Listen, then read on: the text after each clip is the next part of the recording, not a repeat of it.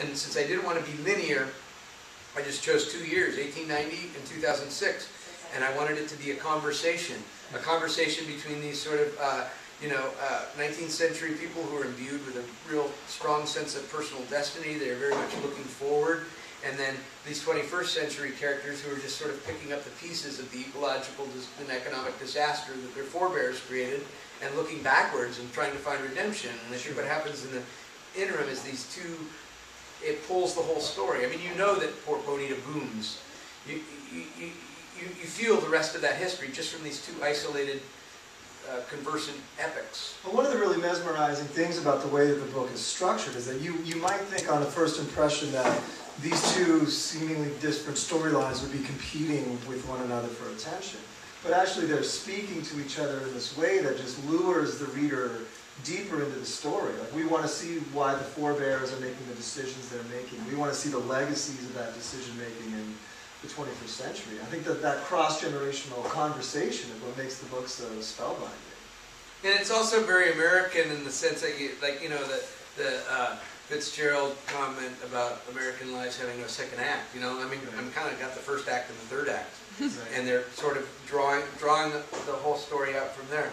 And when we talk about the book, it sounds so like weighty and serious and epic. I mean, you read the blurbs, there's like 5 pages of blurb, and I think every single one of them says epic in it. But I really wanted to write a playful book, you know what I mean? I wanted to be ambiguous with the historical material because I wanted to put the onus on the reader to sort of figure out for themselves what was real and what was imagined. And like I had I wouldn't call it an argument, but a debate with a woman in Boston who was like, well, Port Bonita is a real place. And I'm like, well, no, it's not. I made it up. And she's going, well, no, I've been to their Chamber of Commerce thing. And I'm like, yeah, I built it.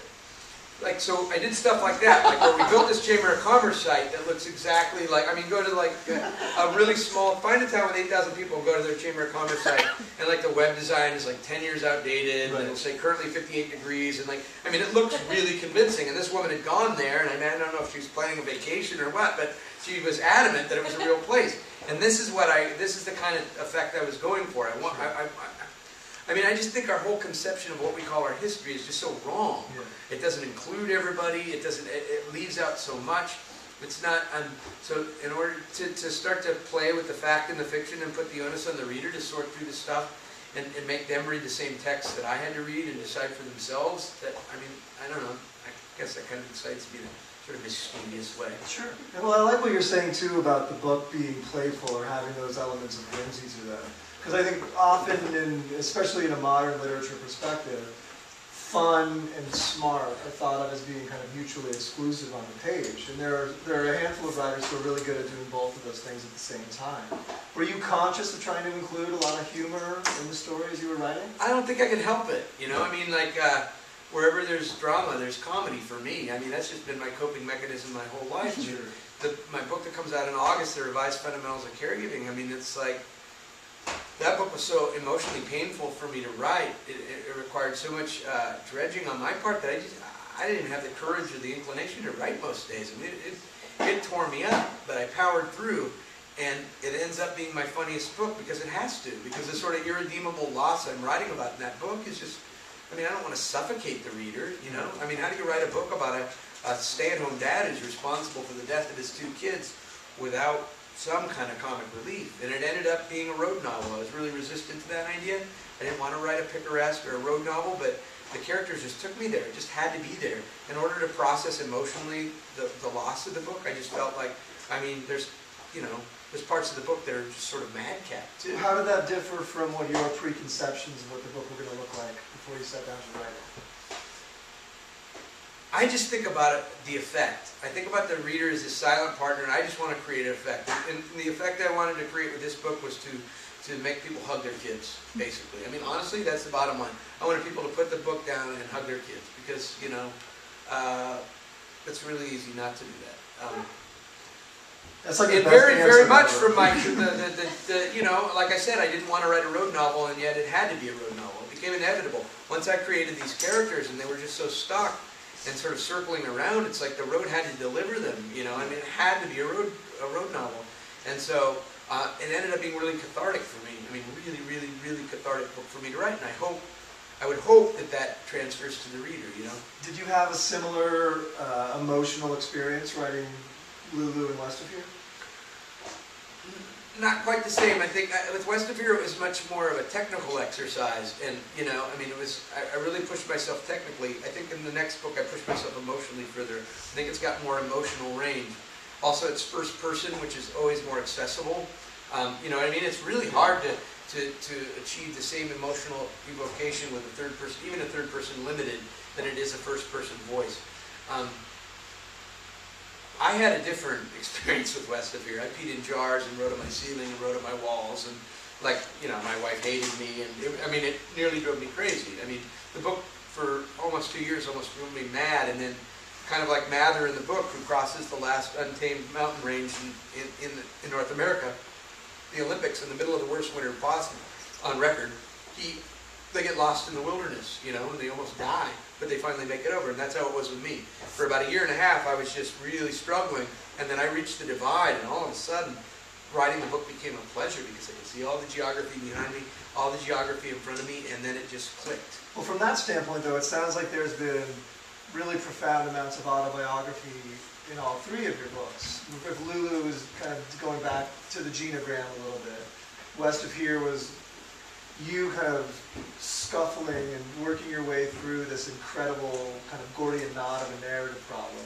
In Fundamentals of Caregiving, it sounds like it was this really huge emotional catharsis for you as an author, yeah? Yeah, I'm trying to do something like that every time. I don't know how long I can keep it up, you know? Well, don't do the pee in jars thing again. Yeah. Let's just do one and done with that. And you know, it's really dumb because they're baby food jars too, and that's just messy. How many baby, that's an age-old question. How many baby food jars can you fill up every time you take a look? A lot. Can I ask you a couple more questions about West of Here that I'm curious about? Going back to what I was saying about it, the way that the 2 different storylines are referring to one another, I'm curious about the research that had to go into building a realized 19th century. I mean, those sections of the book feel just as rendered to me as the 21st century sections do. And I think that's an exceptional accomplishment on your part. And I would just love to hear a little bit about how you went about constructing that space-time. Okay, so I said I wanted to divert or you know, subvert or frustrate all these accepted notions about history. So, like, you know, I mean, if you're going to break rules, you got to know them really well. So, like, I really researched deductively, and I started with this sort of wide-angle historical text that I was trying to subvert. So I read these big sweeping histories of the Olympic Peninsula, told with a big third-person voice and incidents and Shakespearean characters and so forth. Read about 4 or 5 books like that, and then I sort of, you know, deductively whittled it down to personal narratives.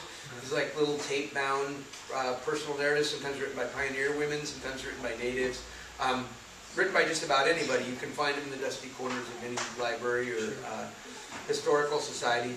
Did you find kernels in those primary sources? Yeah, I mean, you gotta wait. I mean, there'd be like 15 pages of some pioneer woman talking about a party, because not a lot's going on. Right. Especially if you're a woman on the frontier, so it's just like, you know, the McCormicks had a party and their daughter had this dress on, and it's like... But then there's those lightning bolt moments that like really make you feel like what it's like to live. So like for me, the whole thing is like I did all that research, I filled 30 notebooks, I read 50 books, I did all these interviews, and then I forgot it all so that it wouldn't get in the way of the story I wanted to tell. It needs to feel lived. See, I was sort of railing or rebelling against historical fiction because you know how it is when you're a writer, you read like a writer. And I mean, I can smell research coming a mile away, and like a historical novel, it's like, oh boy, here it comes. I can smell the coffee on the writer's breath, and I'm like, they have their little precious pieces of, you can't, I mean, to make it feel lived, I think you can't get too attached to your research, because you'll unearth fascinating stuff, and you'll just want to include it because it's so fascinating, but like, if it doesn't speak to the characters living right then, in the context of the book, then it's just window dressing, and it fails to suspend disbelief. So that's what I mean by forgetting it all. It also belies what you were saying earlier about trying to write a character-driven story. Like if the author's trying to, you know, masturbate the facts that you learned while you were researching the book, that's not organic to what those characters are experiencing. You have to funnel all that stuff through the pieces that are relevant to them.